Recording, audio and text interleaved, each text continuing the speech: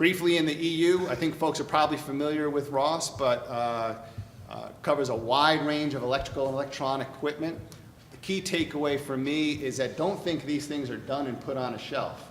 In 2010, the EU is going to expand the number of chemicals that are restricted, so you'll have new things to get out of your products. They're also going to expand the universe of products subject to these material restrictions.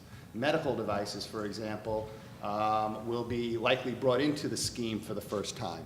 There may be certain exclusions important to telecom that might go away that you would want to keep an eye on. So part of the challenge is knowing what's there, understanding how it applies to your products now and what's in the pipeline, but then where those regulatory schemes are going to be 6, 18 months out. Batteries, restrictions, toys, et cetera, similar to what we are talking about in the US.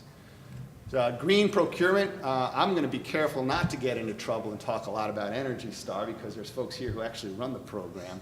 But suffice it to say that it is replicated in a lot of markets around the world as a voluntary labeling scheme. It is expanding and it is increasingly important.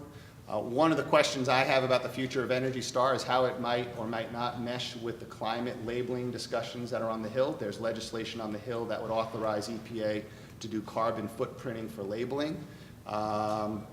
Clearly, energy use, carbon, there's some linkage there that might evolve over time.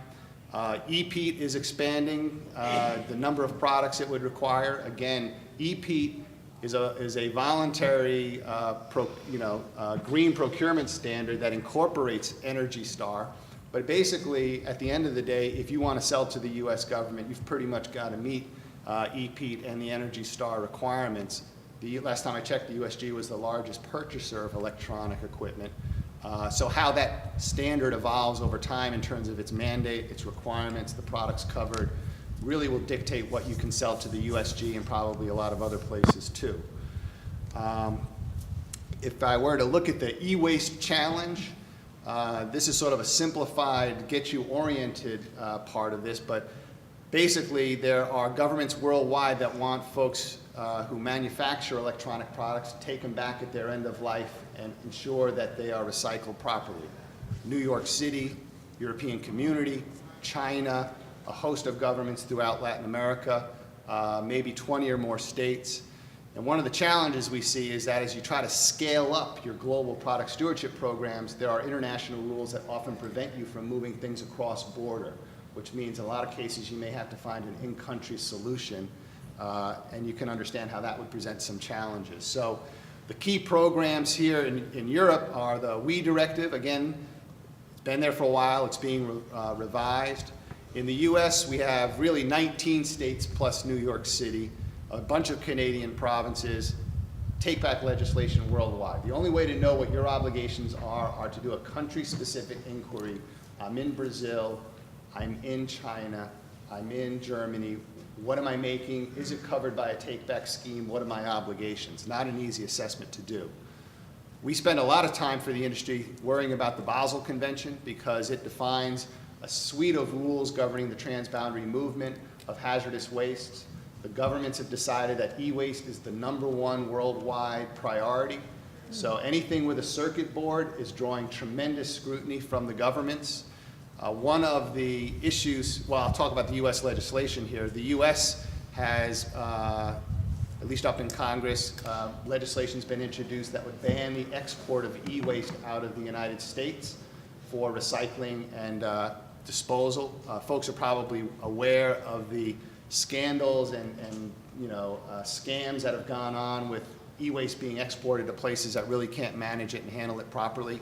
The part to keep an eye on for folks here, I think, because I suspect you folks are not exporting large volumes of e-waste out of the US to developing countries, is an effort by policymakers and the NGOs and the regulated community to figure out what to do about shipments for repair and reuse.